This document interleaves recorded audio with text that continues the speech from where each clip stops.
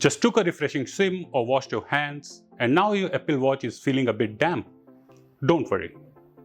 I am Hemant, you're watching Candid.Technology, and in this video we're going to explain easy and quick way to expel that water and get your Apple Watch back to normal. To eject water from your Apple Watch, you will need to access the control center. Now, previously the control center appeared when you just swiped up, but after the latest update, you can access the control center by pressing the side button. Scroll down and then tap on the water eject icon.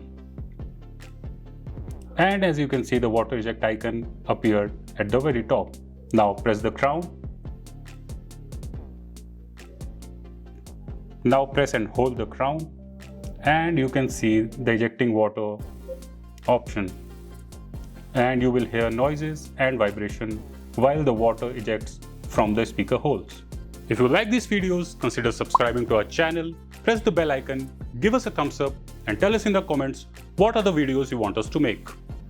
To know more about tech, visit our website Candid.Technology, follow us on social media, and this is me Hemant signing off.